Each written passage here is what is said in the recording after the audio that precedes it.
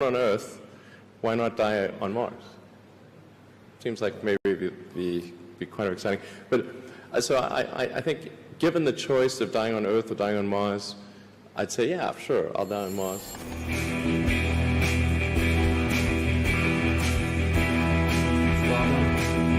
hallowed be your name. Your kingdom come. Give us each our daily bread, and forgive us our sins. For we ourselves forgive everyone who is indebted to us. And lead us not into temptation.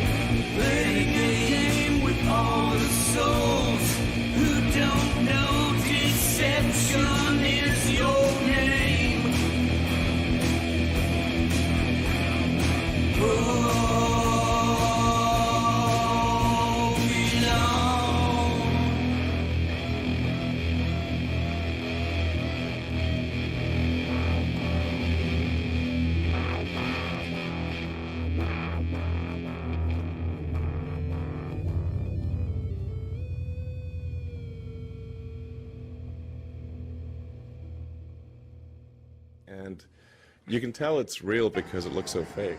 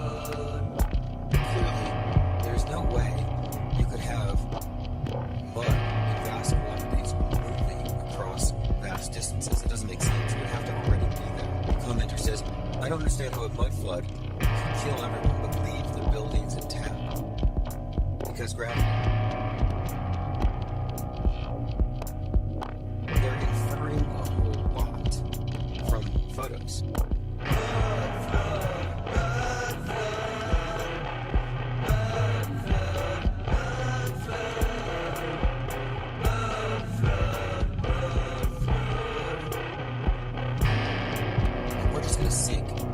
And the only buildings that don't sink are the ones that have the foundations built down low enough, built before the last mud flood, maybe even several recent before, inferring a whole lot from photos.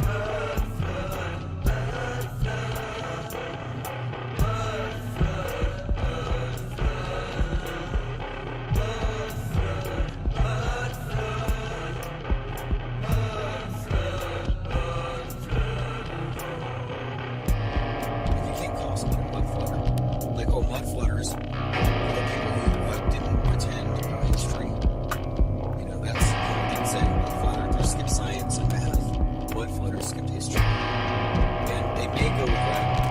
I don't know. I'm trying to shy away from overarching explanations at the end of the story. And then you find tidbits that build it up. The story. Okay, let's go ahead and get started. And to me, You're listening to One-Eyed Jack and the Shell's Mud Flood, which is an apt description for what is happening to the human mind today, thanks to the info deluge, which is really just part of the new age, the Aquarian age, the flood. It's not a literal flood like NOAA or NASA's global warming scenario that they promulgate through their NOAA, the National Oceanic and Atmospheric Administration. These are just updated myths, but it's all just metaphorical. I see Truth Factions here. Josh 7, Lord Dorkington, Austin 108. Yeah, about the alien thing. I wanted to talk about this because there's a lot of hype, and I want to address it because there's a connection between that Asteroid City movie and this recent disclosure stuff, and also, more importantly, there's a fascinating correlation between the UFO narrative from its inception and the advent of the nuclear age. Like the aliens are coming down to stop us from breaking everything, or something along those lines. Nicotramus says it feels like the old days with that intro. Yeah, we're pretty much almost to that point. Although in the old days, you used to be able to turn the ringer off Skype.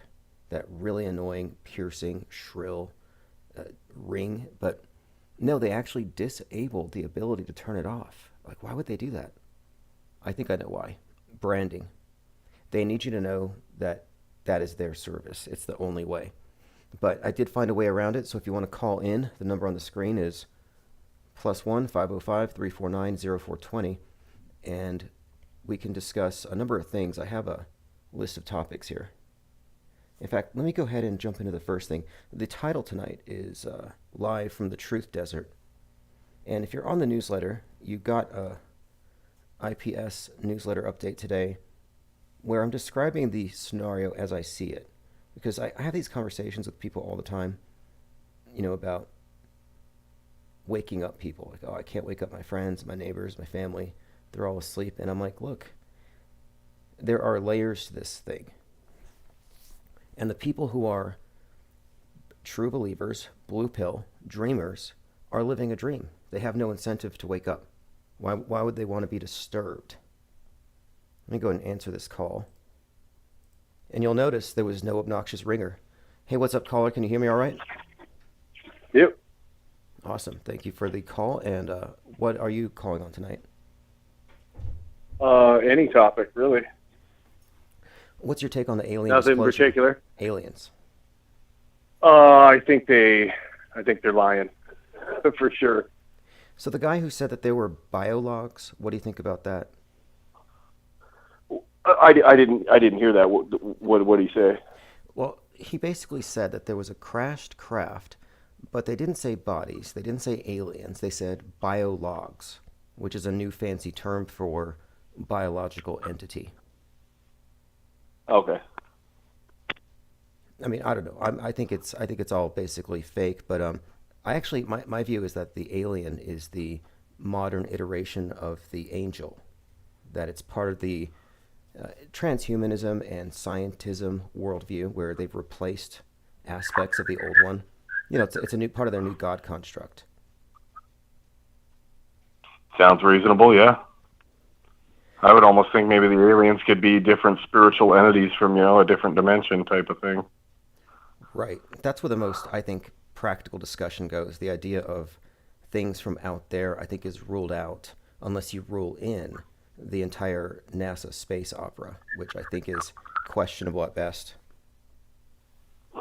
Yeah. But now, isn't it funny, though, how it used to be, if you believe in aliens, you were crazy, tinfoil hat, padded cell, discredited. But now that it's mainstream, if you don't believe it, you're somehow outside of the norm. It just shows you how fluid this reality is. Yeah. Yeah, it's insane, and it's like a predictive programming type thing. They got Area 51, and you have the 5-1 is Beltane's Day and the day the Illuminati was founded. Ooh, good connections. I had never thought of that. Although when the lockdowns happened, I went to Roswell, where the first crash was reported, and it's in a place called Corona Field, which is also one of these correlations that I've noticed. And there's a lot. There's a lot of connections between outer space born invasions and the inner space invasion of the pandemic that they've connected through all this predictive programming. Yeah, I always say as below, so above. They're bringing hell on earth, and they CGI both. Absolutely. Absolutely. So whether it's the micro or the macro, it's all fake. Yeah, exactly. When it goes beyond our realm of perception, where it becomes something of a matter of trust, they put in these explanations, and it's pretty much true. The micro and the macro, out of our range, it's up to their interpretation, unless you do your own investigation. And it's like, well, good luck getting your own independent exploration to any of these fringes. But my main criticism of it is that the blind faith that is required to actually accept it all. Like, did you see the thing from the James Webb Telescope where a astronomer put a slice of salami against a backdrop of stars and convinced the world that it was a star? I did see when Elon Musk was trolling not only NASA but everyone. He took a picture of his countertop and said, "Wow, this looks just like your picture of whatever." And it's like, yeah, no shit, because no one's going to space. So it's not like he's saving us. He's done good things while he still is stealing our tax dollars to fake going to space. Yes. Well, in particular, I think his role on the world stage right now, one of his things is he's setting an example for being the worst polluter in terms of space junk and mind junk via Twitter, and opening the floodgates to right-wing hate, conspiracy, etc. And I think they correlate these things. The idea that in order for us to exist as a world, we have to share certain spaces, and that includes outer space and cyberspace. And Musk is going to be an example, maybe the fall guy, for what happens if we let free market and independent wealth trump the collective well-being. Okay. Like, I think he's a fall guy, because I think the whole thing has to be scripted. Just given the fact that I don't think any of it's actually convincing. I mean, what do you think about SpaceX? Do you think it's 100% fake? Do you think he's actually doing anything, like perhaps underground development? I think it's funny he calls it the boring company because it's so boring, but really they're boring as in digging underneath the earth. And it says in the last days they'll try to hide themselves in caves. Yeah, kind of a misdirection, right? Because you see the exciting fireworks in the sky, and nobody's thinking about below. And I've thought for some time that Hyperloop, which he coined that term, would be the perfect way to simulate space travel through a wormhole or something to some distant Mars base. And they could simulate that with a deep underground military base, which is kind of what I think his role is. Yeah, and I don't know if people have seen, they've hollowed out underneath Denver. This has happened years ago. They have a big metal door in different places. I mean, it's known knowledge. There was truckers that used to put videos when they would deliver supplies inside of Denver, and they have it. And I'm sure in other places too, but they've hollowed it out. And didn't Biden had, or I mean, Obama had his inauguration there, and he made a replica of the seat of Satan, the seat of Pergamos, on stage there. Oh, really? And all the stuff they have at their airport and all kinds of stuff, Yeah, I think I do recall that. He had the God echo in his voice when he spoke. And it's not far-fetched. There's a pretty good movie out there called Orbiter 9 about simulated space travel. The idea that, as an experiment, a bunch of children are put into a simulated spacecraft, and they're raised on it, kind of like the Truman Show. And they think they're headed to some exoplanet. But at the end of the movie, one of them falls in love with the commander, and he takes her up, out, not into space, but to Denver, basically. Interesting. Yep. So What's that called? Orbiter 9. Okay. And the premise there is that she was in compartment 9, and there might be a lot of them. And the rationale at the end is pretty twisted. The idea is that they need to have a population ready to exit Earth. And instead of having people who have already been raised here, they have this breakaway civilization ready to go. And as soon as the technology's there, they're going to send them out. So they're just kind of like guinea pigs, I guess you could say. Yeah. Anyway, I appreciate the Yeah, call I think very it- much. And I was going to say, the audio from... Can I share one more thing with you? Yeah, sure. So he changed the name to X for Twitter, and then you have Planet X, but it's not an actual celestial body. It's something you're supposed to plan for, like the year 24. X marks the spot. Okay, wait, let's stay on this for a minute. I forgot about this X thing, because I speak about him as the Pope, because in von Braun's book, Mars, A Technical Tale, he said the first dictator on Mars, the colonizer, would be called the Elon, and that they would set up a governance structure analogous to that of Rome. So he's basically a pope. And one of the things that I think he's doing is the role of Constantine is being reprised. The guy who, the emperor, puts everyone into serfdom and consolidates an empire under the sign of the cross. And when I saw Musk's, world stage role kind of establishing itself as this neo-Constantine, I thought, you know what? In addition to selling us on space communism, he's going to unite the world through the sign of the SpaceX, the cross.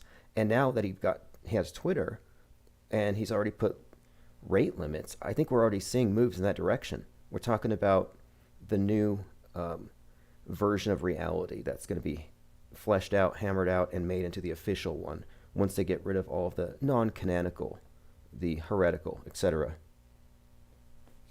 Yeah. But again, fascinating stuff, though. I mean, the X thing is not new with him. He's been working on this for some time, and you can find clips of him back when he started the X.com. And yeah, this all just, to me, this is a person who is living a script that was written before he was born. I don't believe in coincidences. Exactly. No, I don't either. And I'm not always trying to be all super, Bible thumper with everybody, but I just think a lot of stuff does relate back to it. And I think, they says there's going to be a lot of deception, and it sure seems like there's a lot of deception. You got the X-Men. The X-Men are from Genosha, and Kenosha is where Obama kicked off his campaign. It's also where Kyle Rittenhouse riots.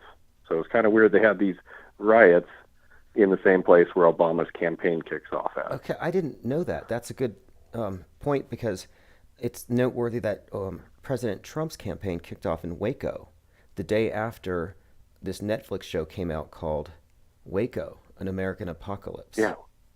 Interesting. Waco, like woke. Yeah. They call themselves woke. And these people are, wake is where they celebrate death, and these people are spiritually dead. They have no soul. They're not woke. They're disgusting. Okay, now what's your take on this this Sound of Freedom thing, where the main actor, Jim Caviezel, has declared himself Jesus, and he calls Trump Moses? How does that strike you? Does it strike you as, I don't know, cynical, or I don't know, how do you take that? Seems like a bit much. It does definitely seem cynical. Didn't Moses led people on a spiritual wandering through the desert? I saw Salty had posted, and I don't know if she had got it from you.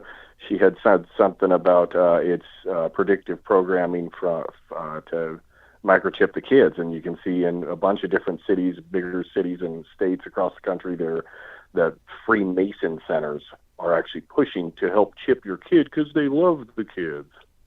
Well, Sickos. it's all very fascinating to me because I think what we're seeing here is a creation of a new religion, and saving the children, saving anything is a religious thing more than anything, and it's a religious cult. That's pretty much clear to me. Yeah.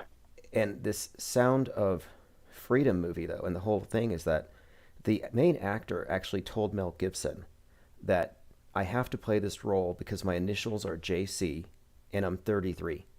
Like, I cannot find a significant movie that doesn't have all the same code in it, which is all just, hallmarks of this big deception. Just tells you who's writing it all.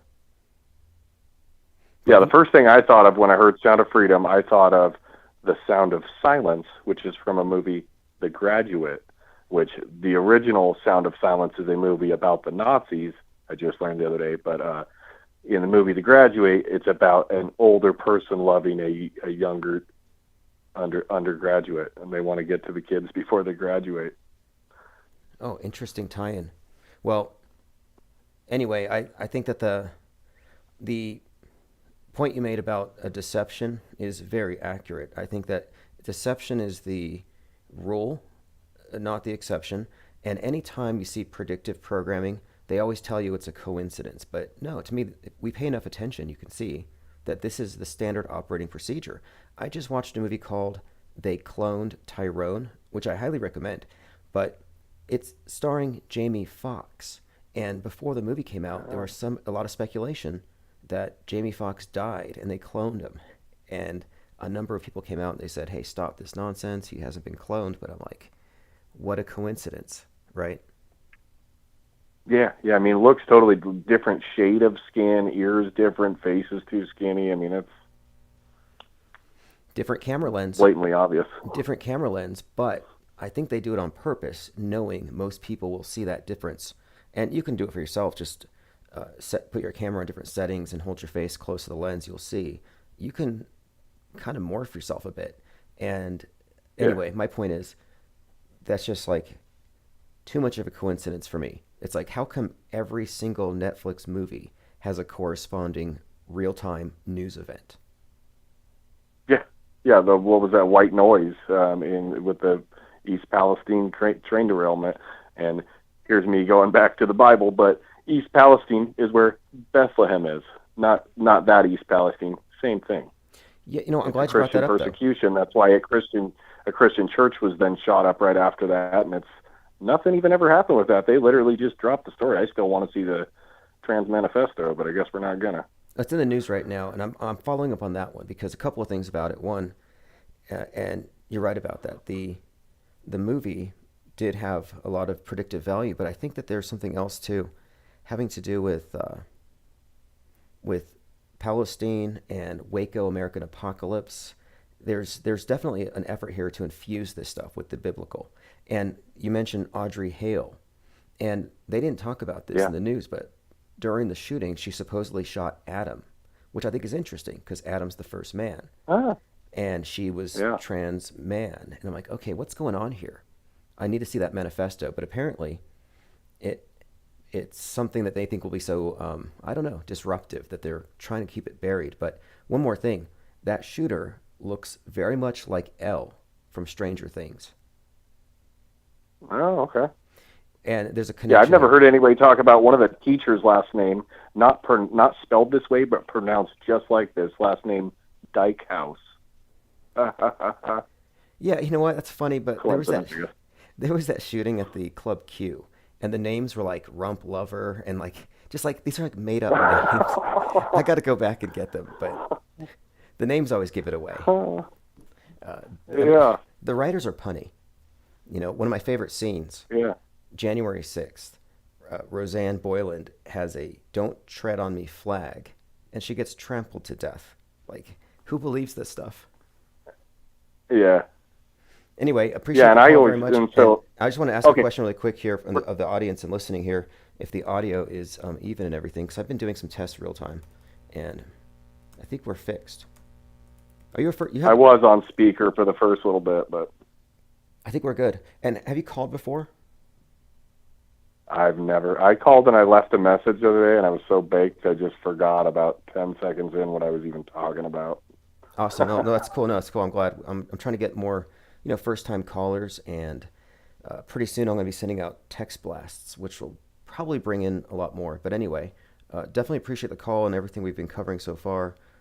Definitely worth talking about. And the Tranifesto is still going to surface, I believe, and that's too important of a story to just gloss over it. Audrey Hale, Nashville, and that shooting itself, if you remember, 3 children, 3 teachers, the address was 33, Yeah. ambulance 80. It's just insanely encoded. And the name of the school was Coventry, which in the Greek Strong's Concordance is used 33 times. Weird. Okay, we got Palestine, Coventry, or Covenant Palestine, Apocalypse, and of course with Trump. I mean, this is also insane how predicted it is, how encoded it must be, because he's there on 4/4 during Holy Week. They're comparing him to Christ, and it's on the actual anniversary of MLK's assassination that he's arraigned. And MLK Yep. was pretty much called Moses, and now Trump's being called And- Moses. And Trump's the actual 44th different president. Grover Cleveland served 2 non-consecutive terms. So he's really the 44th president. And 44 degrees Fahrenheit is 6.66 degrees Celsius. I don't know. Maybe that means something. Wow. So he's 44. Now that's intriguing because on that date, it was actually the 44th birthday of Joker Heath Ledger. And Yep. on that day, Joker 2 was being filmed right in front of that courthouse with or during that time.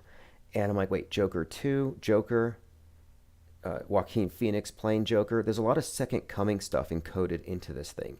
And I think the 44... Yes, and then, and so the very next day, sorry about this, the very next day, Obama made his first appearance back to the White House since leaving it, and it was Transgender Day 45, and it's Jordan and Obama, the Bibles, and Jordan came back wearing number 45, Obama comes back on 4-5, and it's Transgender Day. Fascinating. These connections are impossible to ignore. Some of these are just too good, like 911 days. Like the eclipse. So we have the eclipse coming up. Here's a real quick one more, and I'll let you go. I'm gonna hang with the wife. But we got on the 33rd anniversary of the JFK assassination, Kobe was 6,666 days old. There was a guy born that day, and his name was Juju Smith-Schuster, and he wore a dress to the Super Bowl this year because he's saying America's a bunch of women. Well, 9,999 days later, after the 33rd anniversary, is the eclipse. This next year, on 4824. What the heck? And Kobe Bryant's got his 666 workout. And Kobe Bryant, I mean, he's dead, but I'm pretty sure he took the most shots of all time. Get it? Well, okay, wait a second here. There's one more thing here. The general manager of the Lakers once told a crowd of people, and he was hanging out with The Rock. He said Kobe Bryant was so moved by Heath Ledger in Dark Knight Rising that he had to go take some acting lessons from him. Yeah. And the thing is, the movie came out 6 months after Ledger died. And I thought, maybe they let it slip. Soon-to-be Death Faker getting some life coaching from a successful Death Faker. I don't know. There was some kind of slip there, if you ask me. That was like a Larry Silverstein-esque, we pulled the building. Precisely. We pulled Kobe. Yeah.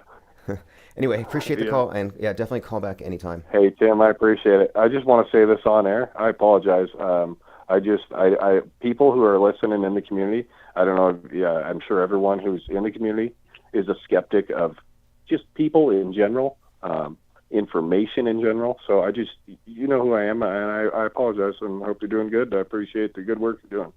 Thank you. Thank you very much. God bless you. Likewise. Excellent call.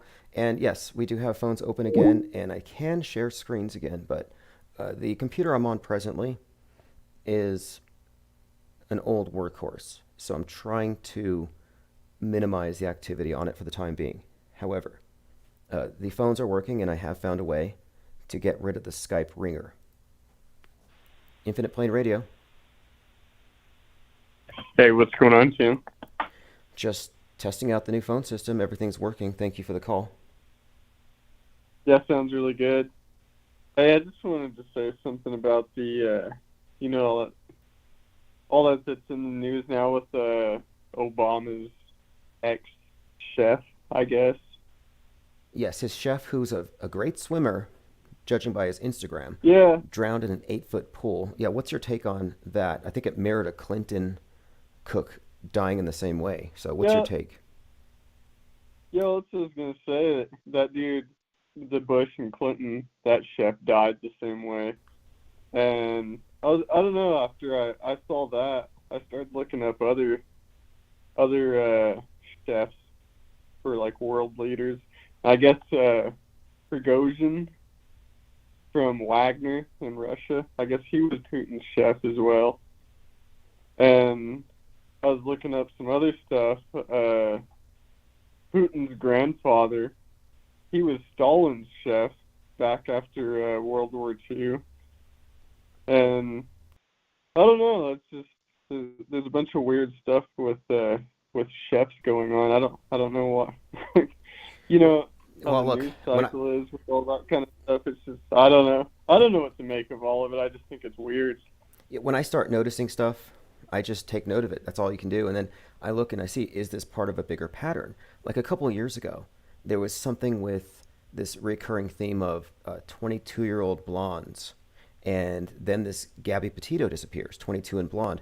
And ultimately, it tied in, weirdly, to the story of the kidnapping of Persephone. And her body was found on the 22nd of September as we enter the fall.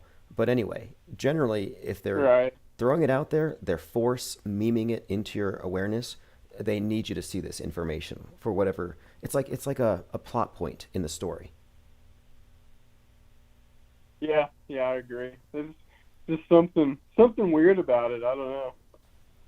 Yeah, well, it's certainly getting a lot of speculation going, especially from the usual crowd, the Q crowd, who would imagine the cooks are probably privy to, the delicacies that the elite are into. So there's a lot of intrigue there, obviously. Right. Well, I don't know. I just thought I'd say it. I don't know. I just barely started looking into all that stuff, and it just seems like a bunch of like high-level people and all that. They're just like Yes, definitely interesting all points. connected into all that, and they're chefs. I don't know. I'm not trying to be all retarded like Q or anything, but like I don't know what the hell all that means, but it's weird nonetheless. Especially when it's something that you can't help but see because they keep it in your field of awareness. So definitely took a note of that. Thanks for the call. All right, well, have a good one. Yep, the cook's drowning. Not quite sure what the story is there. Now, if you're looking at the screen, I do have a mind map that I just began. And this is focused on the number 84, the date, which is Obama's birthday. And if nothing else, the death of his cook has brought him into our field of awareness. And 8/4 is a very special day. It's the subject of a number of online conspiracies, most notably that of Jurassic Liars, who has been talking about this for years. And he's convinced that this day is going to be a very significant day from a historic perspective, like another major league psyop.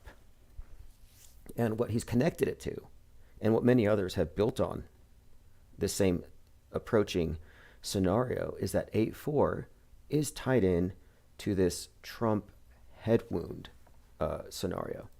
That's what it's tied into. So just for a few moments here, I want to go over this mind map that we started assembling just to see if we can find a composite, we'll see what comes out of this thing. So the first thing here, it's Obama's birthday. That's kind of interesting. It is also the 216th day of the year. 216 is 6 cubed, so you 6 times 6 times 6. So you have your cube, 666, interesting. And if you've seen the movie Pi, which I was just talking about with a friend, and I probably should go watch it again. The movie Pi is about this mathematician who's kind of delving into or inadvertently finding some truth in numerology or something, Kabbalah, mysticism, numbers as the language of God or something. And they determine that 216 is the number of digits in God's true name. The number is also pointed at by Pythagoras, who says that it is the Phoenix cycle. Something about the number of years it takes for a soul to be reinserted into the matrix, 216 years. So here is a connection again, Phoenix, cube, 666. What's going on here? There's 149 days left in the year. JL pointed this out. 149 is the 35th prime, which could be a Kennedy reference. Anyway, we just started building this out because 8-4 is a little less than 2 weeks away. 6079 says he would like to call back. He has a ton of info. Yeah, please do. Numbers on the screen. And that date is coming up. And again, there's a lot of people on Twitter that I could reference right now that have found some significant predictive programming correlating the Trump head wound scenario with that particular date. Like it's some kind of birthday present for Obama. Going through your comments. Truth Faction, Javo82, thanks for joining. Skill says a lot of cooking going on in tanks. Well, this think tank now has operational phones, and as soon as I get the next hardware upgrade, we are going to turn on the 24/7 replays and chats, and you're going to see everything will be a lot more active. And we may even, we'll see. I don't want to start it yet, but I may get a Discord chat going. Discord just really disappointed me when I found out how many federal informants were let loose basically in every server. Salty says there's 2 full moons in August this year. Interesting. Well, this 8-4 is likely it, if there is anything to happen on that date. Or it'll be the next one. It's not specifically a prophecy, if you ask me. But there is a story. Rocco Calzone says 216 is my birthday. Now, this is interesting because this is all stuff that I heard from JL. He's like, well, 216, again, is, well, February the 16th. That is Abel's birthday, the weekend. And the weekend was very well known in recent years for walking around with a fake head wound, inexplicably. Like, why is he wearing a head wound? Like a bandage on his head? Is it from cosmetic surgery? And I'm thinking there's some deeper level of symbolism here. But there's that 216 head wound correlation. Nicotrauma says 8-4 will be more truther blue balls. 6079 Smith says 216 is the 47th day of the year, like 47 degrees. Now 47, this is interesting too. I mean, all this stuff is just, it's when you map it out. Because if you recall last year, on July 4th, you had the shooter at Highland Park shooting up a 4th of July parade. Well, he had the number 47 tattooed on his face. It was written on his car. And he was also known for going to Trump rallies. But he wasn't a Trump voter. What's he doing at Trump rallies? Well, it turns out he had a newspaper clipping with Lee Harvey Oswald up on the wall behind him in his bedroom. So you had this guy who idealized Lee Harvey Oswald hanging out at a presidential candidate's rallies. He's got the number tattooed of what Trump would be, 47. So I'm just kind of looking at this as maybe foreshadowing. And the number 47, if it just suggests something. I think it's a Trump reference. And, you know, he has the hat with the 45 on the side. But I've seen new versions with the 47. Okay, let's go ahead and continue. Phones are open. 505-349-0420. and I have defeated the dreaded Skype ringer. Now, I want to talk about Jim Caviezel. We had a caller last night who pointed this out, that he's hanging out with Mel Gibson, and he says that he's got the initials, he's got the age, that he's the right guy to play Jesus. Like, how is that not? I don't know. I don't know what you call that other than a totally staged, fake synchronicity. Like, oh, it was meant to be. I think it's just cynical and it's manipulation. Now, there's a lot of talk about aliens right now, and I did want to also discuss this a bit, because I recently watched Asteroid City, and the main character in Asteroid City happens to be based on Stanley Kubrick, which I found out after the fact. And throughout the movie, he's wearing a camera around his neck, and I think it symbolizes something here. I think it symbolizes the bearer of false witness, that Kubrick is I would say he's a main player in the big PSYOP entertainment complex. As in, let's say he is involved in the staging of several major events, then I think it would follow. It'd be reasonable to say that his camera represents this, that this is the version the public's going to be sold. This camera's version. They just don't know how contrived it is. And then again, I watched this movie, and it is centered around this scene where these people put boxes on their heads and the alien comes down and visits them.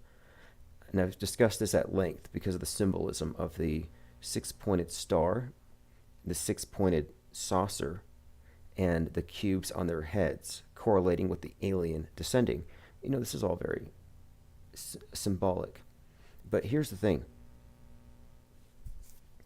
The movie is a parody of it's like a movie set they're all on. So when the movie starts off, this Kubrick character is actually looking at a fake mushroom cloud.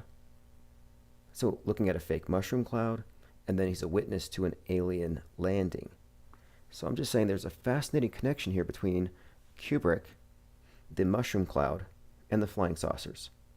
And if you go back and you look like these various older movies, like The Day the Earth Stood Still and others, one of the common themes, again, is that the aliens descend when man's technology makes him a danger to the fabric of time and space itself. Man can do the nukes.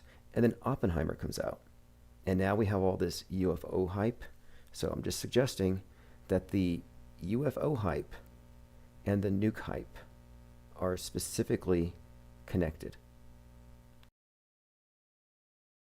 And what's more, I think that one other point that's worth bringing up here is that Kubrick's movie, Dr. Strangelove, screened on the assassination date of JFK, 11/22/63. And not only did it screen that day, but I think he was investigated by the FBI or something because of the realism of his secret craft in the movie. The B-52 looked like the real thing. And I think his daughter said he was just psychic, but my point of it is that movie, Dr. Strangelove, is about the bomb. So we have these connections here between Kubrick as sort of a common denominator. And I mentioned Lee Harvey Oswald a moment ago. And interestingly, he worked at Riley's Coffee before the shooting with a number of people who went on to go work for NASA or proximal to NASA. And speaking of which, I'm doing some research unrelated, just on film in general, and I'm reading an article from an interview with the director of Donnie Darko. And it turns out that his father worked for NASA. I mean, what can you extrapolate from that? Well, given that that movie contained copious predictive programming for 9/11, it came out 1/19/2001, I think you could say a lot. I think that there's a direct connection here also between the space program and big movies or cinema in general, as it's all just a movie. For people who didn't know, space travel is all just a movie. It's a movie combined with fireworks. Okay, let's continue. I see Erica Creech in the chat says, the alien took the asteroid. It was geocaching.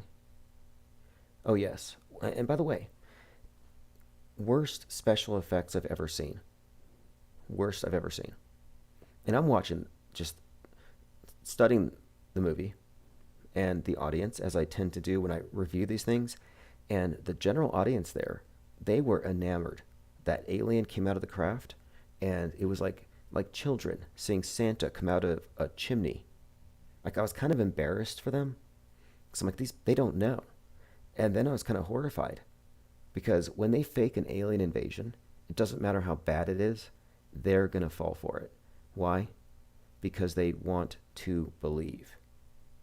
And this is one of the other topics I wanted to get into, is this want to believe and the problem about running amok with this cognitive bias and just finding ways to pretty much just appease it. I put out an article today, Infinite Plane Radio, Oasis in a Truth Desert. It was 103 degrees yesterday, and I was at a red light, and I saw this mirage up the street. And it does look like water. It does look real. You can see cars reflected in the mirage. And you've seen these in cartoons, like, characters run to the mirage, they start eating, or they think they're drinking water, and it's just sand. Anyway, I know it's a mirage. I've seen these my entire life. But it occurred to me that most red-pilled truthers would have assumed it was water. And yeah, it's out of place, it's illogical, it's 100 plus degrees, but it looked like water. And it would be nice to be able to splash through the water in the heat. So why shouldn't it be true? And what I'm saying here is that the world stage is inherently a truth desert. And the truthers these days are falling for mirage after mirage. And they're being led by overzealous cognitive bias and a desire for vindication. They want so badly to be right that they often manufacture evidence, or they retweet things they haven't vetted, just to create scenarios in which it feels like they're right. It's a self-gaslighting tendency. And we see it strongly among the cult, spelled with a Q. And look, they think Trump's playing 4D chess, and he is. But it's more likely that Trump is a piece in a pre-existing 4D chess game. And the game is against the people who are following him. So he is a piece. He's a king, possibly a queen, and his followers are the sacrificial pawns. Again, my point being, we live in a truth desert, and it's by design. And it's so subjective that it's really a matter of who can sell it the best. And you can see all the tactics of marketing being used in selling these various alternate beliefs, or, quote, conspiracy theories. And I'm not saying the conspiracy theorists are wrong. I'm saying their instincts are right for the most part. At least they're not 100% dreaming and believing. But there's a difference between media deconstruction and assuming you're not being told the whole story, so you have to fill in the blanks. Because it's the desire to find additional info for answers that leads them astray. It's a tainted red pill. Now, angels or demons? I've been pointing out this thing about how, in fact, Marjorie Taylor Greene actually suggested that aliens might be angels. And you might say it's laughable, but I actually published this a few weeks ago. I had noticed that because these people were so impressed by the alien, that there's something up here. And in the movie Asteroid City, there's a scene where they do a prayer. It's a version of the Lord's Prayer, but they changed it to "Dear Alien Who Art in Heaven." Now, if you've seen the movie, you know how terrible it is. I'm sorry, I shouldn't. Actually, I would say it is pretty terrible. But I'm not a big fan of Wes Anderson's style, so maybe I just don't get it. But this is trying to be ironic. But it's not really to me. It's actually how things are. That the people who want to believe are looking for aliens as saviors, in the sense that advanced technology, better versions of us in the future, humans having overcome our worldliness and our divisions. We all have the overview effect. The idea of a perfected man, it's transhumanism. Just as you could look at angels as transhuman, a person who has transcended their flesh is, in heaven with the harps and all that stuff. Similar, these are analogous constructs. You could also say that altering the Lord's Prayer in this manner is tantamount to a black mass, where they invert it and they pray to the devil. Like, what's the difference? And from the perspective of the believers and angels, the aliens are, in all likelihood, agents of the devil or fallen angels. But again, you can find the song "Dear Alien Who Art in Heaven," an original track for the movie. And we're living in this new paradigm, the scientism paradigm, where they have replaced everything. They've updated everything. And many adherents of scientism believe that aliens were likely just interpreted by ancient people as angels, because high technology could look like magic, or it could look like, to a superstitious-minded person, it could look like magic. But I'm just suggesting here that scientism primarily appeals to the left, so they accept aliens as saviors. And if you look at aliens, they're post-race, post-gender, they're post-human in most senses, but it's just there's a vacuum. There's a vacuum, a void, where traditional religions have been replaced. And space is the heaven in the scientism paradigm. That's why salvation is associated with getting in a fancy craft and going up. Why is going up somehow associated with going somewhere better? Why do we assume the aliens are up there and not beneath our feet? There are many other, I think, things we could correlate here. Space travel is synonymous with transcendence, therefore, overcoming worldliness. Aliens are often represented as harbingers of judgment or saviors, just as angels too. Angels are known to, create hybrids. So too, aliens have abducted and created hybrids. But we're looking at a split along political lines, and I think this is the important point. Aliens will not unite us, as Ronald Reagan, as the Pope, as Clinton, all these pizza eaters have said that aliens will unite us. No way. No way. One side will choose the, I guess it's like this. The vaccine, the scientism, man as savior, that's a leftist thing. They're going to trust the aliens, but the right are going to automatically default. And this is a dynamic that I've actually seen in a few movies like Colony. But it's a political division here, and the people from traditional religions will see aliens as demons, part of a satanic end times deception.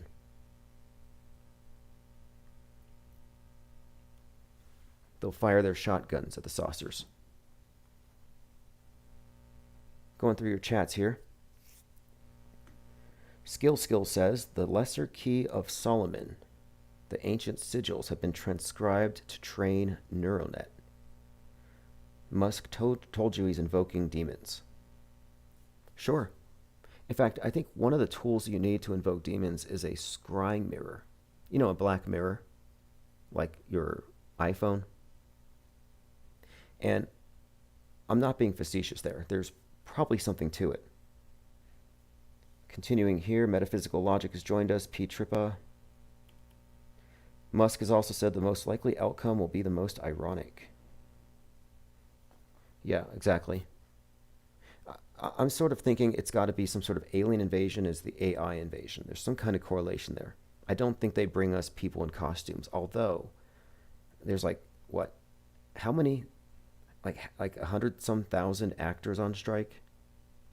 There's a lot of out-of-work actors.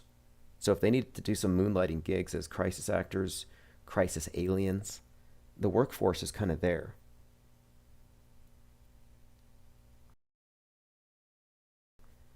Metaphysical Logic says, what's your take on Lisk being caught? I'm not up to date on that, but if you want to call in and talk about it, by all means. You talk about the Long Island serial killer. I'll have to look into that. I used to study criminology, and at one point, well, not real criminology, but true crime. Not the same thing. And I hope a lot of that stuff's not true. I used to read Anne Rule, The Stranger Beside Me, all these books about Ted Bundy.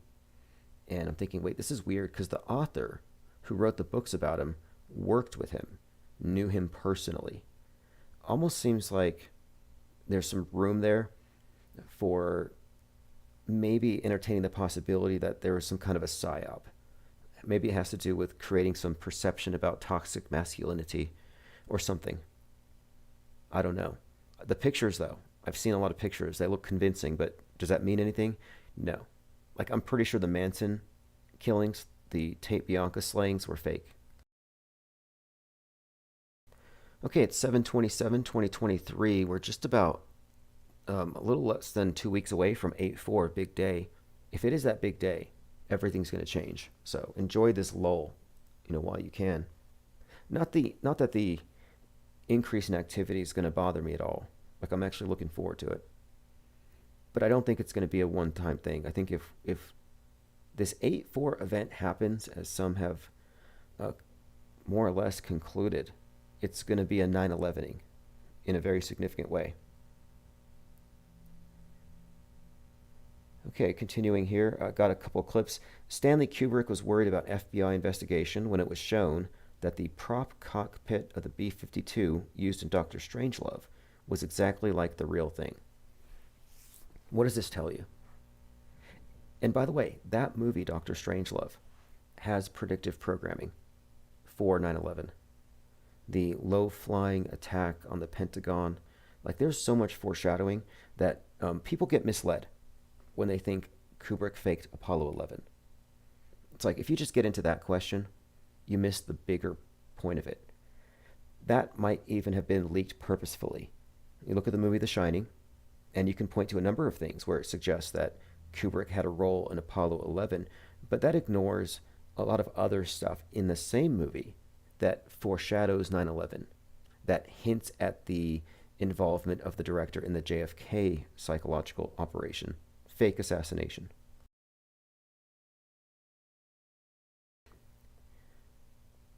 In other words, I kind of think that the reality faking department of the secret government involves people like Kubrick, but that they're not simply involved in one-off projects, but it's about shaping the entire world view. Joined by We, thank you for joining. Does anyone here know anything about the Long Island serial killer? And look, I don't think it's unbelievable, but it is fakeable, and it's easy to fake things for political reasons.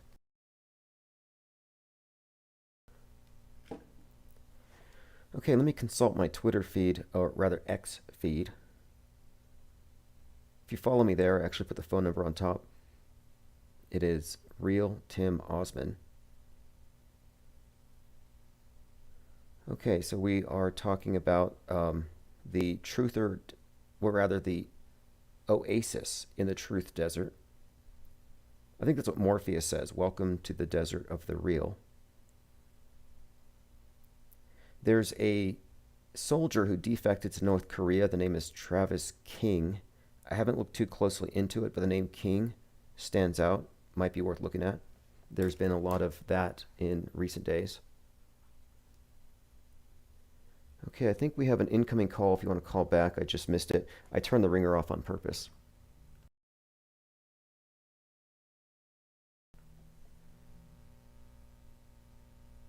Okay, again, it's 505-349-0420. See, here's what Elon said. He said, quote, "I'm not saying there are aliens, but..." Like, people take that insinuation to mean he knows something. It's like, well, he also put a CGI mouse on the outside of a rocket on a mission where they were sending genetically modified mice to Mars. Like, how can anyone trust him? But I guess it's that thing. Just choose who you want your reality to be curated by. Again, we're talking about a few things. One of the main things right now, though, is the upcoming 8.4, the predictive programming, and all of the foreshadowing for what appears to be a head wound, some kind of grand finale, some kind of major shocking event, some spectacle that will be live on TV coming up on Obama's next birthday. It'll be remarkable if it does happen this way, because if you think about it, most of the time people decode these things after the fact, 2020 hindsight. But this is one of these things where, like with Seattle, a lot of people have been looking for a long time. It'll vindicate a lot of people, which is why I kind of think it's notable that there's a ton of channels promoting this idea that 8.4 is the day. And I've been asking around, how do you know? Where did you get this from? What made you look at this date? Just to figure it out. And it doesn't matter at this point. People are noticing it, but I'm just saying, it seems like now there's a lot of voices on it and no one completely authoritative other than to say it's scripted. Like, I don't think it's going to lead to the original premise set by Jurassic Liars. Joined by Starboy says, what the hell is this? This is your PSA that Trump is predicted in predictive programming to be the recipient of a vicious head wound on 8/4/2023, likely at the hands of an angry leftist. I think that's what's supposed to happen. Skill says, Biden's dog bit 7 Secret Service agents 10 times in 4 months. There are no coincidences. Well, it's because the dog's been abused. I mean, do you remember that story where Biden pulled its tail? I never got over that. They're like, yeah, Joe Biden was in the shower and his dog wanted to come play. Brought him a ball. He dropped the ball and Biden ran out of the shower and he tripped and he fell while pulling the dog's tail. This is from Fox News. President-elect Joe Biden, and this is back in December of 2020, said Thursday he fractured his foot after tripping on a bath mat following a shower over the weekend. He was completely nude, pulling on his dog's tail. So there you have it. Your president was completely nude, tripped after pulling on his dog's tail exiting the shower. So that's the dog that's biting people. Now you know why. Peter W. says, Tim, Jim Fetzer is holding on tight with the globe Earth. Some have a hard time admitting the Earth is motionless. Okay, someone said the phone wasn't responsive. I'll see if I can fix it really quick here. I just refreshed it. If you want to try again. System of Control says, shout out to Josh Sparrow and Rock Uncle Production 2. Thank you for joining. Look, Jim Fetzer wrote one of the best books debunking Apollo 11.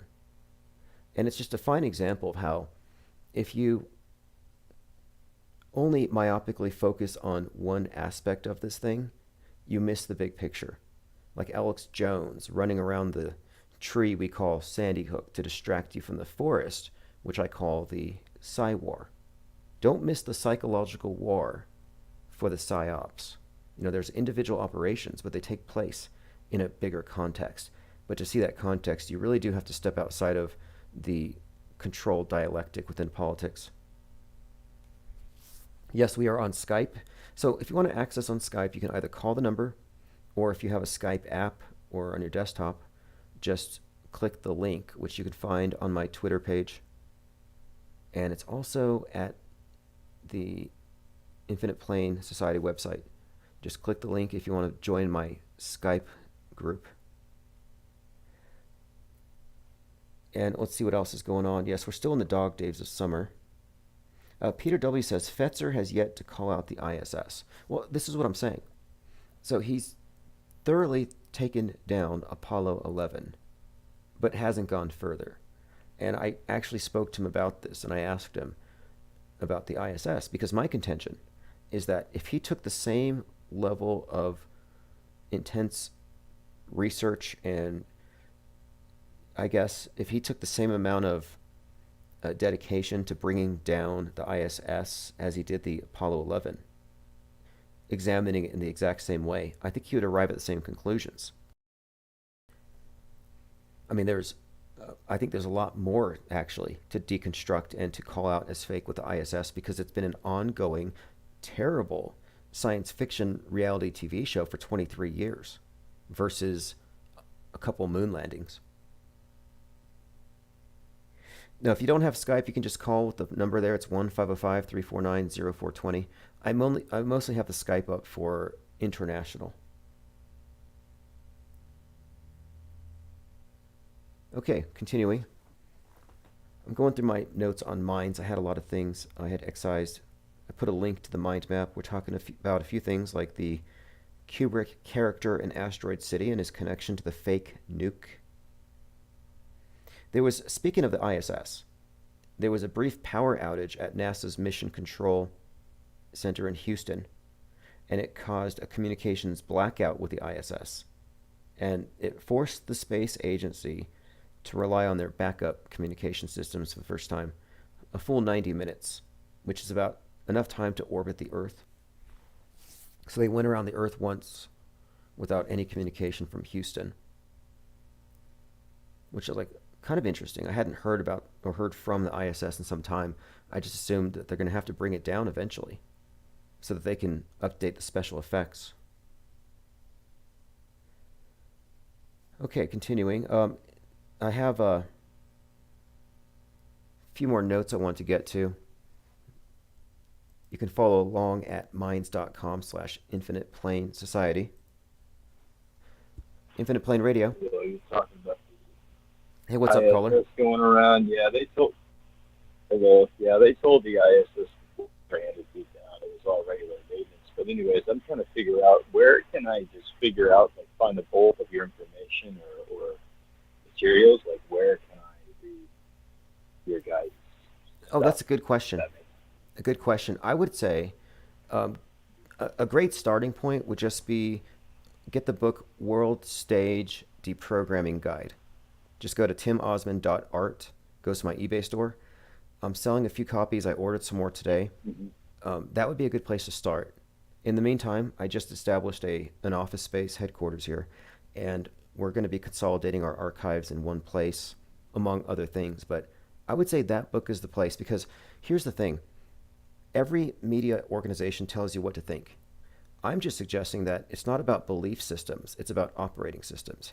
And what we're proffering here is that it is an actual operating system, a way to approach media that filters through the psyops simply by recognizing they exist.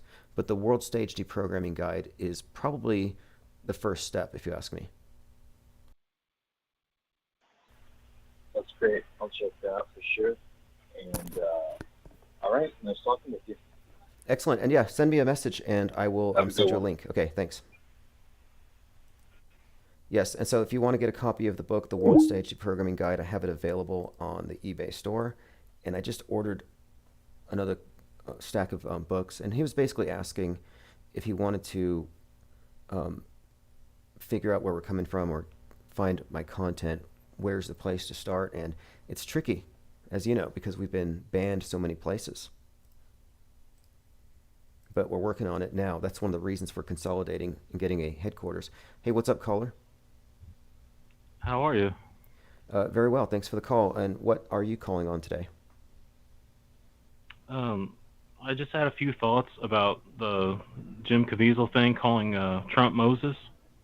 Oh, yes. Trump as Moses. And I think that the MAGA is the promised land, the Making America Great Again, utopianism. But yeah, what's your take on it? Because that's a pretty big promotion from Jesus to Moses. Well, I feel like they're trying to call in the scriptural understanding of Moses, as you know, he was chosen to lead everyone to the promised land, but he was never actually allowed to enter. He was called up into the mountain, and he was allowed to look down onto the promised land, and then he died. So for me, I kind of feel like they're calling back to the scripture, right, where Moses died. So are they trying to say that Trump is going to die? Look, the fact that he was arraigned on 4/4, the anniversary of MLK's death, and MLK was compared to Moses. He didn't get to see his promised land. I kind of think that it's kind of built into it because they also compared him with Christ. Specifically, I think they're attaching this martyr framework to him so that if something happens to him, it will be turning him into a martyr. And remember, he kicked off his campaign in Waco. What was Waco about? The martyrdom of David Koresh and the Branch Davidians. True. Are you familiar with the Illuminati card game? Oh, yeah, absolutely. Steve Jackson. And So are you? So this card it's called Enough is Enough, and it has what appears to be the image of Trump in the artwork. If you read down at the bottom of the card, it says, "At any time, at any place, our snipers can drop you. Have a nice day." yes, and I saw this on Twitter yesterday from this channel called Michael in Truth. There's a movie that came out on 3/11/2016 called Brothers Grimsby.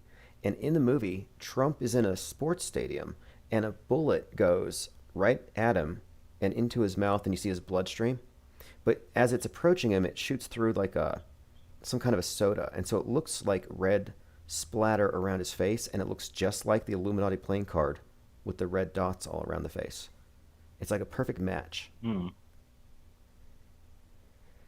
And what I'm suggesting here is that if we look at predictive programming as a predictive model where they set up the neural pathways so we accept whatever they present us because we've been rehearsing it mentally, well, we have been collectively, mentally rehearsing some scenario where Trump is turned into a martyr, perhaps for some kind of reaction against the other side. But the other side of this thing is that much of this foreshadowing also contains the idea that he survives, that he doesn't die, but that it's just a temporary setback and then there's a resurrection. So there's a bigger story to it. And if you go with that, it kind of sounds like Revelations 13:3 and the Antichrist having a head wound and surviving. Or the beast. And the beast thing with Trump is kind of big, kind of interesting, but it's like, weirdly enough, and I don't believe this stuff, but the Q people, they were suggesting that the beast actually represents Christ because they believe that JFK was a Christ who was shot in the head. Like, I'm just saying, this is like, it sounds insane, but a huge segment of the Q population is ready to accept Trump as some kind of a savior, and it just seems too well put together for it not to go down. Right. That's what I was going to say is I feel like this just it's like Q 2.0. They're just trying to bring all that Q stuff back and make us think that this is an actual thing, right? But it's all just the narrative that they've scripted. Absolutely. But again, it's like with anything else. I think that the conditioning in the media generally, just the wider echo chamber, just gets people to march lockstep with whatever agenda. So what they're doing now is they're just setting the stage. And I'm not making any predictions, but I'm looking very closely at August the 4th, simply because that date does seem to correlate strongly with this notion that Trump is going to be somehow used to catalyze a major reaction. I mean, we saw what happened with George Floyd. I can only imagine what kind of shenanigans they could cause to happen with this kind of an outrage. And I feel like that's an excellent comparison because they told us that George Floyd was killed. So are they trying to tell us that Trump is going to be killed? Well, I would say, based on the predictive programming, which is pretty copious, that it would be a head wound, but it would be survived. And that this is like, in fact, there was this other clip I saw today. There was some movie that Elvis was supposed to star in, but it was John Wayne instead, where it has this deputy with an eye patch. I'll see if I can find it. But again, a lot of this buildup is constantly referencing a single eye, the one eye thing. So that would also correlate with the symbolism of the head injury, I think.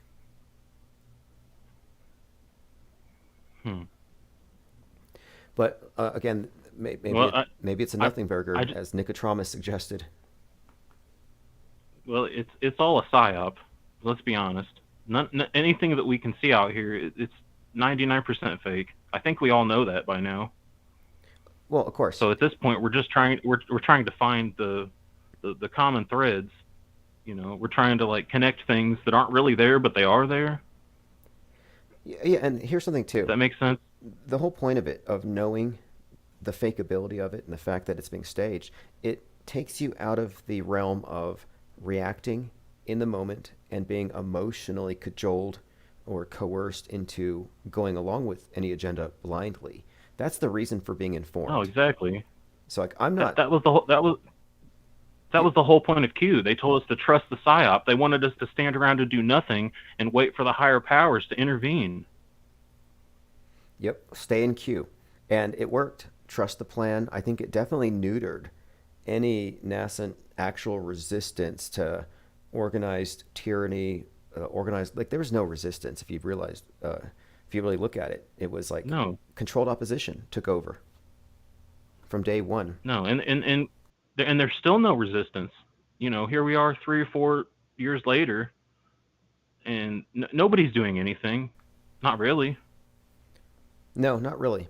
Outside of what I think is the best thing to do, which is what we're doing, and that is consolidating a splinter media, an independent parallel media presence of individuals who aren't associating the news media with an accurate portrayal of reality. Like we're a little more philosophical, we're detached, we're not in the political arena. And I think this is the most sensible thing, to become informed instead of swimming with the misinformed. You can't put your head in the sand and just go uninformed, because then you're not left with enough information to make coherent decisions about what is real and what isn't. So I think we're doing the right thing just by following everything and getting a bigger picture. Okay, well, I don't have a whole lot more to say, but I just wanted to let you know over on DLive, you are buffering here and there. So just a heads up. Interesting. DLive, owned by the Tricoms. Hey, thanks for the call. Thank you. I used to like DLive before they turned their backs on free speech and all of their commitments to the free flow of information, because some of us thought January 6th was a big joke. But you know what I'm going to do here? I'm going to add a few more platforms. And I think the new computer, the new hardware, everything I'm going to be adding will fix a lot of these issues. But at least we have the videos back on. And I can start using that soon. We have the audio with the phones evened out. Elephant Tusk says we're caught in a time loop. Could be. Look, the cult that runs the world is using this repeated. I think it's a cycle of control. Like I think we are caught in the time loop collectively. Like we hear about Great Reset or the Great Awakening. Any kind of revolution in general, I think, is always just a way for the elite who finance it to burn down the system, because you have to maintain a disparity of power, and you don't want there to be a big leveling.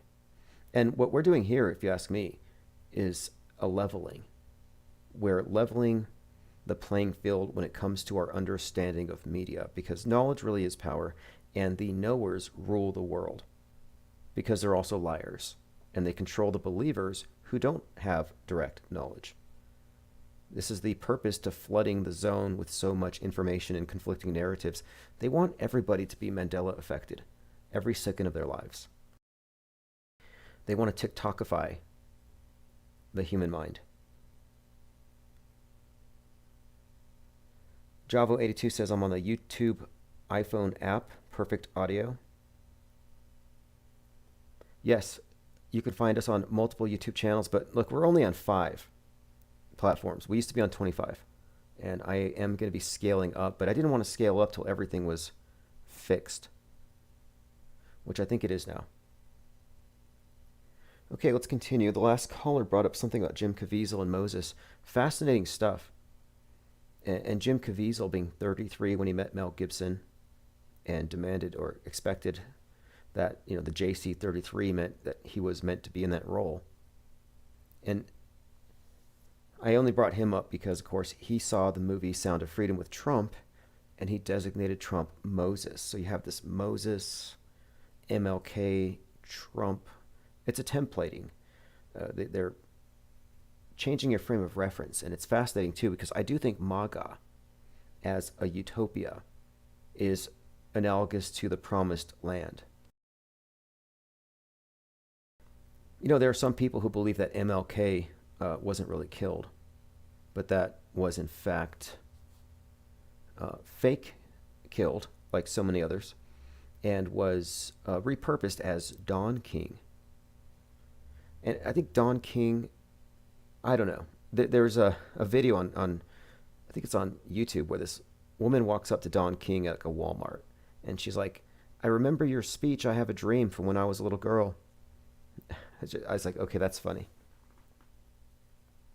Some confused. Okay, continuing. Gematria 101 says 3/11 and 9/11 are polar opposite dates, 180 degrees apart. Opposite from each other on the clock, too. Time magic?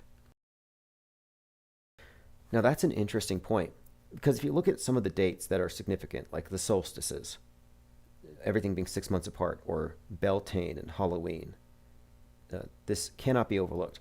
It's also very significant that 6/11 is 3 months before 9/11, and that date has some very pertinent points that attach it to Oppenheimer, the nuke, and domestic violent extremists, Timothy McVeigh, and all of that.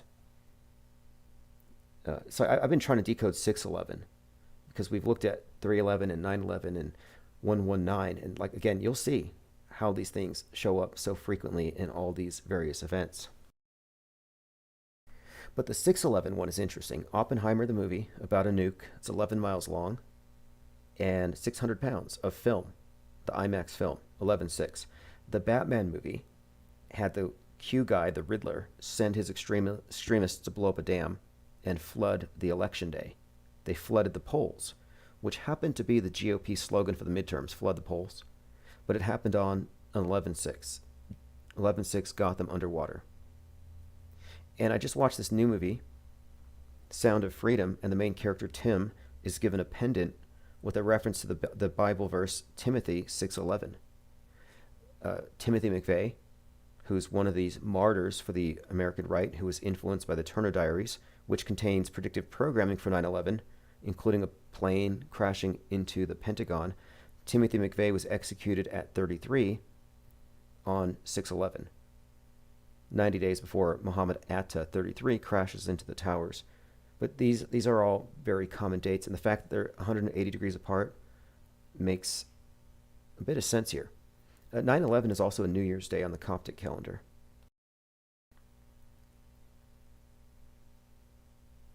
Okay, continuing here. Skill says confirmation bias kills.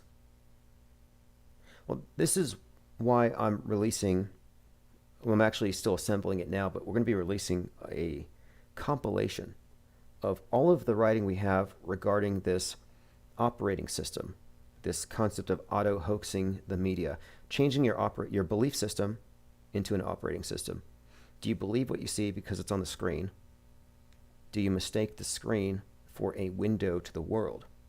Or do you recognize it as a filter? And that's the fundamental distinction there.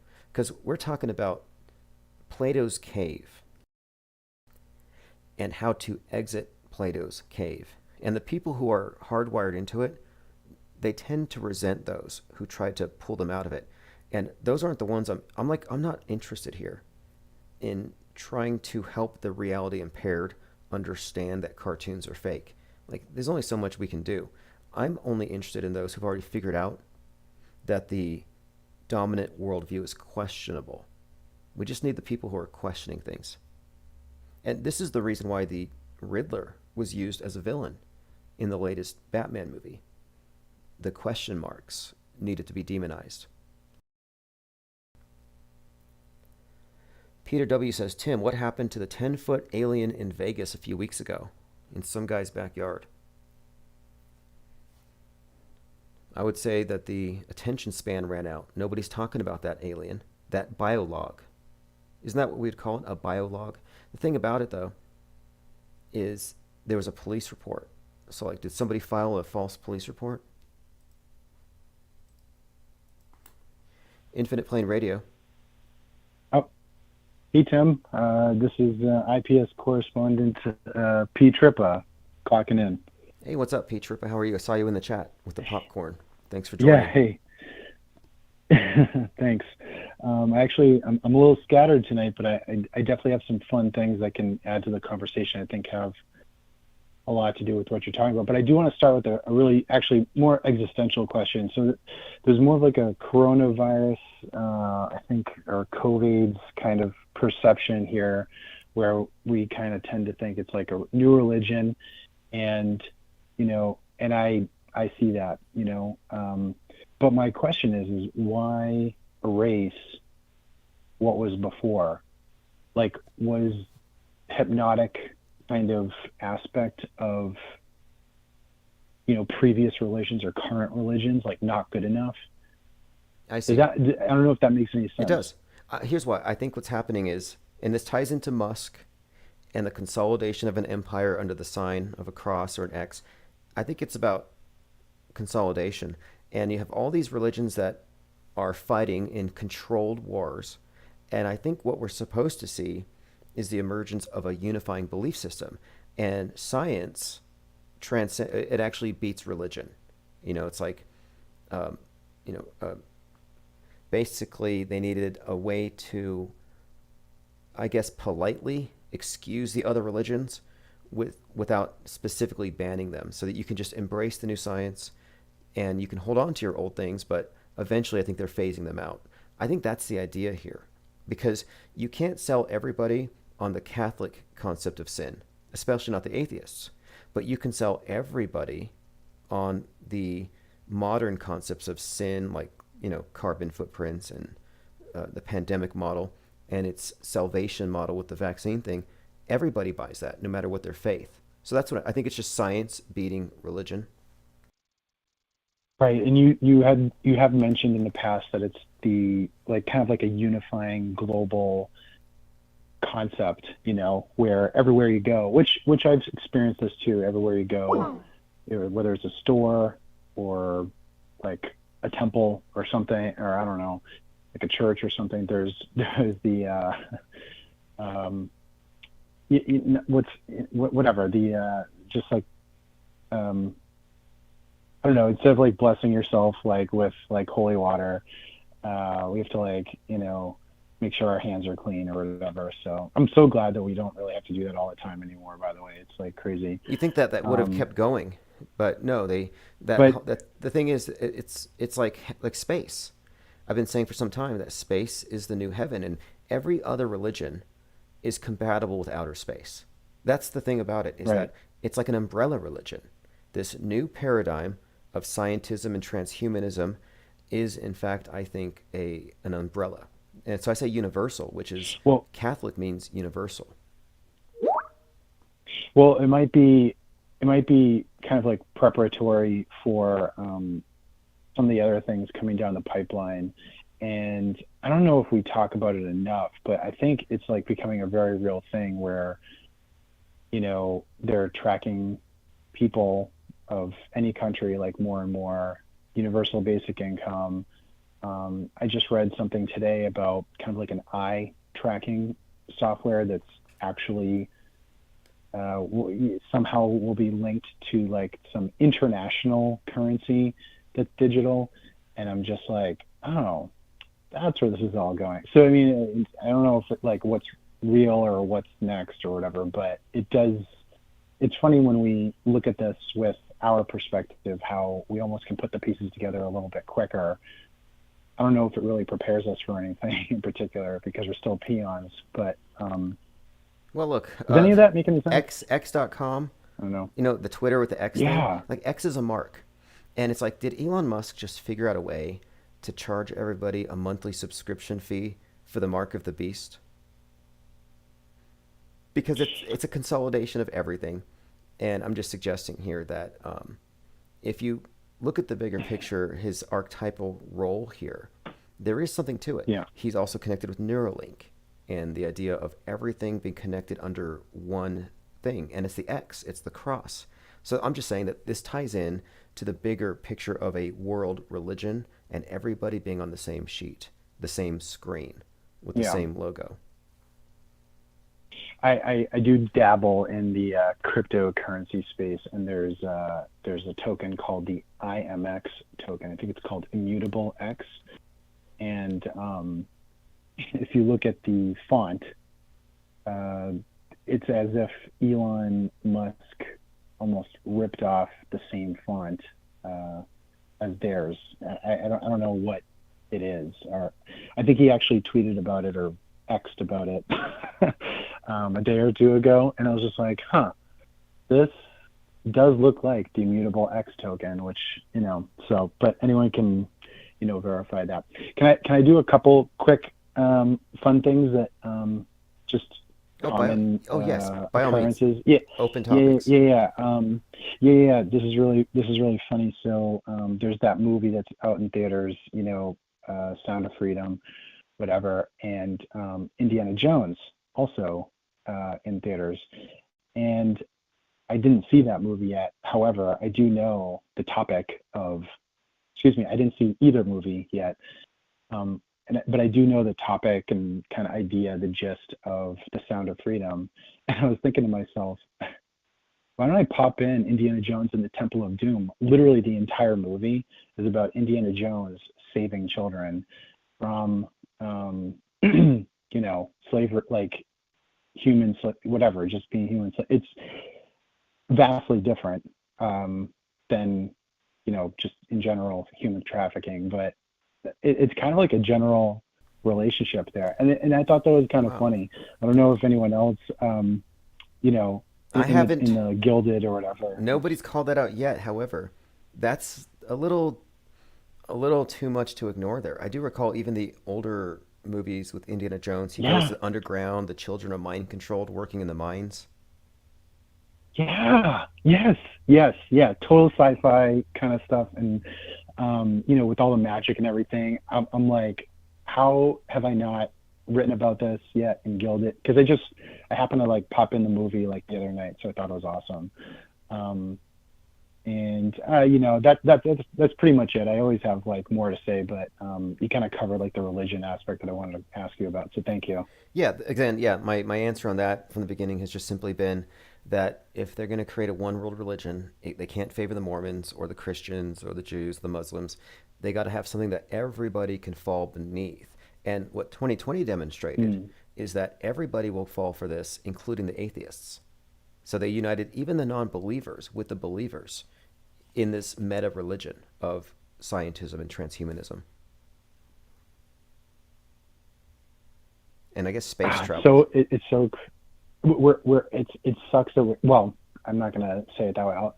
It's so unusual to me that so many people even still are. I mean, of course, I'm in the Northeast, but I won't say why. It's just people still wear their masks. And it's like, come on, man. Like, really? But anyways, I'll leave you, Tim. Thanks. I appreciate it. Yeah, appreciate your call very much, and call back anytime.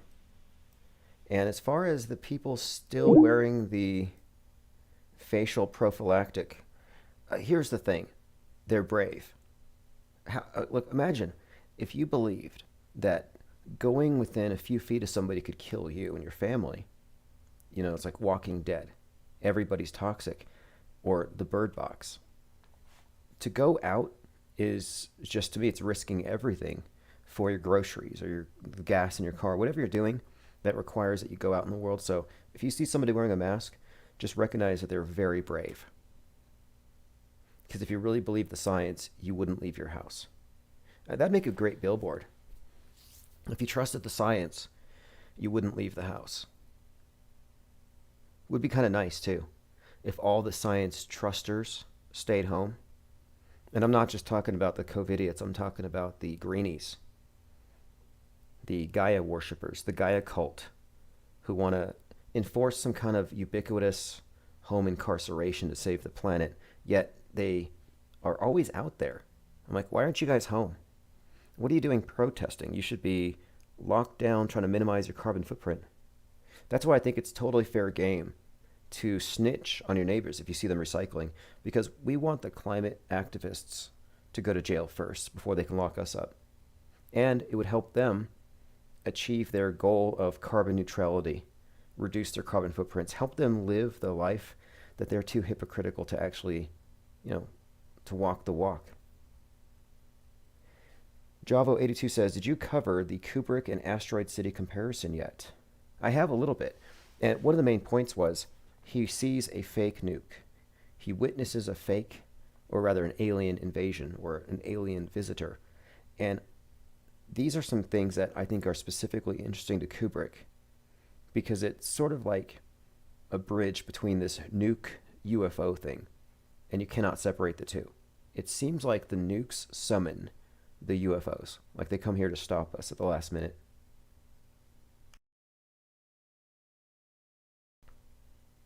Okay, going through your comments. Josh7 says Kubrick is the cornerstone. I think the name is code. Pippi Langstruff says bat breath cold. It was a Cold War.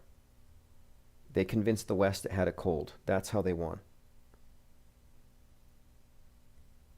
Flat Stuff Earth says, I was a fan until you timed out of system control.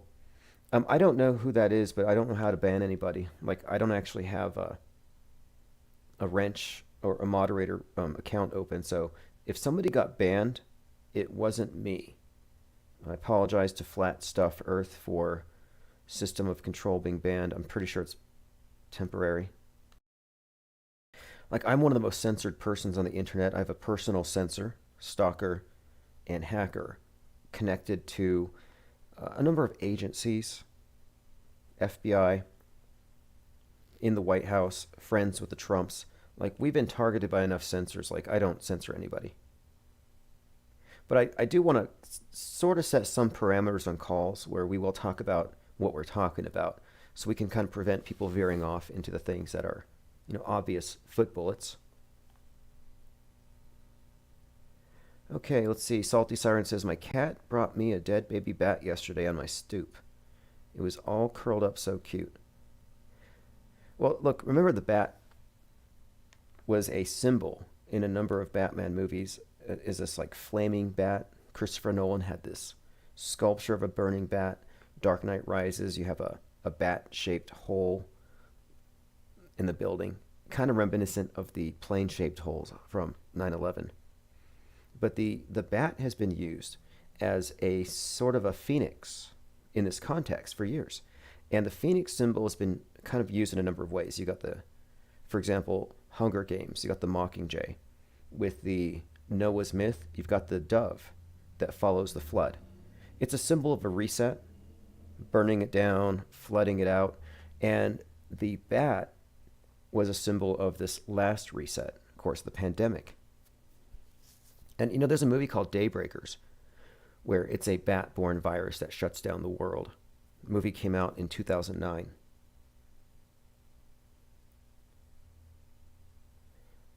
Okay, let's see. 5 Minutes of Fame says, Tim doesn't need the J word dropped every... Yeah, look, if somebody blocks somebody for posting stuff in the audience, I can't help it. As far as the stuff that they ban, it's very subjective, if you think about it. There's like acceptable hatreds and unacceptable hatreds. It's not actually fair. And they never tell you specifically what you said that got you banned. They kind of leave it to like, yeah, during this 3-hour live stream, you said something offensive. It would be helpful if you could tell me what, so I don't repeat it. But they never say it specifically, so they have this gray area to just blanket censor you. Flat Stuff Earth says, have fun with your heathen IPS. Yeah, what are you doing outside of church? It's very brave of you to come into the IPS think tank. Just like the masked people who go out into the world believing that there's death around every corner. Here you are, a church lady, hanging out in a room full of media deconstructionists who are really critical of all forms of mind control, specifically religious and coercive mind control. So, like, good for you for, dousing yourself in holy water and coming in here. I'm glad that you were able to stand it for so long. Okay, continuing. Gematria 101 says the only year a bat was on the money was in 2020. Yeah, I keep those. I get the quarters with the bats in the bowl, little bowls of bat soup on the 2020 quarters. Space Chimps asks if I'm on Kick. You know what? I actually am now. Now, I don't think it's on right now, but I've signed up for Kick. I'm also going to start streaming on Rockfin and a few other places as well. Pippi Langstroth says fun is a nice side effect. Yep, I agree with that. And that's a huge side effect of this anyway. You know, when you realize that the clown world that everyone believes in is quite literally the theater of mind war, it takes a lot of the seriousness out of it, and it becomes a lot more fun. You know, we're not here scared because the sky is falling and we want to know what the current thing is. We're not here to get outraged because the new Barbie movie, I don't know. What was it about the Barbie movie that was so outraging? I think they were anti-patriarchy. But my point of it is, you know, I'm kind of an inactivist. I enjoy the work. I think what we're doing here is intrinsically creative and useful. It's more philosophical than political. Kittens of the Still Flat Earth says, your audience has never even uploaded a video. Drunks and drugs is IPS audience. Who here is on drugs? Or who here is drunk? Just put a 1 in the chat. I would say that the mass media is a drug. It's a psychoactive. I would say it's a cytotoxin, like an excitotoxin. The mass media is like a fundamentalist religion. The way that it just triggers people. Okay, let's see here. Wee says the Barbie movie looks hilarious. Yeah, it looks unwatchable to me. I don't think I could watch it. I do want to check out Oppenheimer because the movie itself has to be important. There's nothing that Christopher Nolan has done that wasn't replete with predictive programming. And it's notable that he did this one because many consider him to be a contemporary Kubrick. And Kubrick is one of the more well-represented metascriptors and directors of the big psyops, of all of the major psyops of the last 50 years or more. And Nolan has kind of taken that mantle. So it would be surprising if that movie wasn't chock full of very subtle symbolism. I've already talked about some of the interesting coding in the advent of the nuke age happening on 7/16/1946, 5:29 a.m., and how that actually connects to a number of Kubrick productions. 7/16 is the date of his. We've talked about this ad nauseum, but he kicks off a lot of his psyops or his movies and they correspond with these psyops that he's attached to. Like, for example, Apollo 11 launched on 7/16. JFK Jr. crashes 7/16. Dr. Strangelove comes out on JFK's assassination date. So it's kind of notable that the nuke goes off on 7/16. Okay, going through your comments. If you want to call in, if you have any complaints, the number is 505-349-0420. Earth Discernment 2 says he's hurting inside. Everybody here hurt his feelings. He said IPS included. Somebody call a wambulance. We need your address. I promise I'm not going to swat you. We're going to call you a wambulance, and they'll take you somewhere where you can... Maybe they'll take you out for ice cream. What do you do for the troll flakes? How do you make them feel better? All right, this has been great. Look, we've been live here for an hour and 45 minutes. We've had a number of calls. It's been great testing everything out, and things are only going to get better. I think we've officially moved from crawl to walk, and in another week or so, it'll be a full-on run with the morning IPS deprogram, the evening Infinite Plane Radio Open Phones, and during the days, I will be very involved here in the office. In fact, I'm working on scheduling some interviews. Okay, I have a voicemail Let me go ahead and play this. Hello, Tim. Tim, this is Father O'Greenery. And I'm telling you, I was listening to your chat on Catholic sin and the sin of the globe, and I want to tell you that we could put both in one, but we're going to need to have a little help from Klaus Schwab. And I heard him on your phone. So if Klaus Schwab, if you hear the show, get in contact with me, Father O'Greeny, at the Catholic Church, and we will figure out a way to combine the Green New Deal with a new baptism or something. So let me know. All righty. Bless you, Tim. Okay, appreciate the message. And I think they've already taken some steps with this green religion. I've noticed there's a lot of video surfacing of climate change dancing nurses. Do you remember the dancing nurses from 2020 that filled the hospital halls that were empty and devoid of patients? Yeah, we wondered what happened to them. Were they real nurses? Were they crisis dancers, off-duty strippers? Nope. Looks like they were rehearsing, and they have a whole new thing where a bunch of climate change dancing nurses have been going around making videos.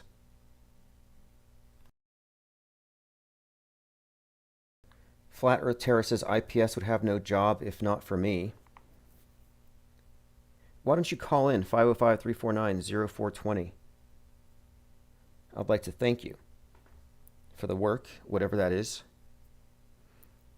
Most of the money I get comes from Mossad, and then American Airlines. They pay me to disk chemtrails. I get my kickbacks for gatekeeping. I'm a God blocker, apparently. I've been told that I actually have blocked God from a number of people who are transcending this hellhole through the Mandela effect until I debunked it, and then they found themselves stuck back in the Matrix. Flat Earth Terror says, do you sleep in your office? I don't sleep. Who sleeps anymore? Way too much going on. Yeah, Father Graney, appreciate the call. Now, I know if you go to NBC.com, they do have climate confessionals.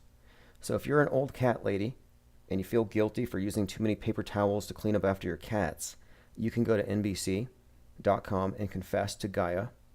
Although I happen to think that if you confess your climate sins to NBC, your data goes to the Chicoms and you're put on some kind of execution list. Not sustainable. Jungle Jim says, run phase. Yeah, we're just about there. No, there's actually someone out there, one of my favorite stalkers, Xmas Evil, who thinks that I work with Wonder Woman, Lydia Carter, who they believe is one of our chat members, Linda. And she's convinced that there are triplets that we collectively call IPS, that there's 3 of us. And that's because even though in the Illuminati and they hire me, we still have to have some kind of like labor laws, and they're not allowed to overwork me. So we have a couple of doubles. Aldi Goering says, IPS is ruining the game for those who want to get it in with God. Look, yeah, I think this is the thing. The world stage has been turned into an alternate reality game. Most people are disconnected from objective reality. There are no real objectivists out there. That died with the advent of the space program and the assumption of the TV screen as a new higher authority. And this has been the case since really mass media, but it's replaced religion, I would say, at a minimum. And I'm just suggesting that in a world of believers versus believers being managed by knowers, mismanaged, manipulated, I'm not taking sides. And anybody who's a part of a religious cult is automatically taking a side. And here's the thing, is that there's a lot of indication that people on both sides are being played, and each side is self-righteous. The people who believe in scientism think they're self-righteous and they're man's saviors, and the religious people are the opposite, and vice versa. And I'm like, well, am I going to take sides with these guys on the right just because they make more sense in most cases? Well, the thing is, we have to look at the manipulation that goes into that side as well. and there are just as many indicators that they're being tampered with as those on the left. Controlled opposition, in other words. Tell me which religion isn't controlled opposition to evil. Space Chimp says, I need an archive of the Flat Earth music you have played, Tim. Sure. Go to the Gilded or go to ips.monster and sign up for the newsletter. And I'll set up a page with all of the links because I already have them. But what I'll do is I'll set up a new page and I'll put it out tonight. So let me put that in my notes. And thanks for asking. So I'm going to put together a list of the music. And you can hear a lot of it live on the 24/7 replays in between. You can also look up some of the artists by name. A lot of them are on Bandcamp, for example. Chief Crow and the Flat Earth Worms has continued to put out a lot of great music. I definitely recommend doing a search there. And 2020 was a great year for music, tied to the true counterculture to the MSM monolithic mind control juggernaut. Songs like COVID 1984, Mask of the Beast, this type of stuff is just, it's so cutting edge. It's just unco-optable. It's like they won't even touch it. It's just that toxic.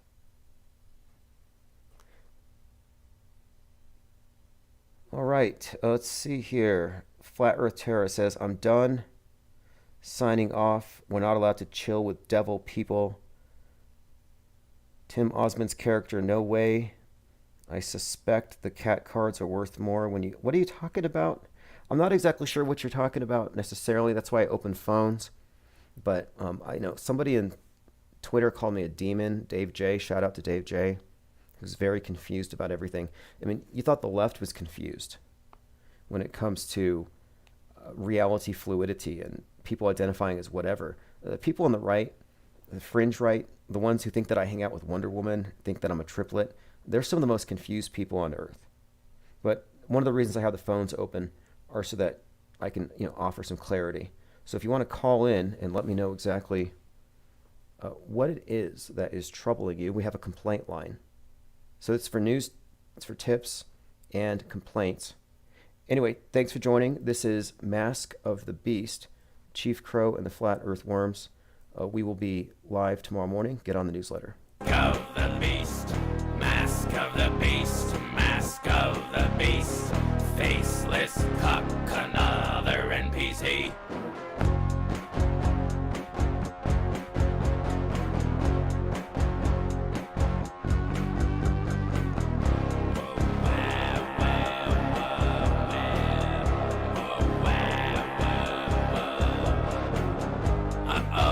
Oh, I think they made a typo, just like Tuttle Buttle, but the R is the S.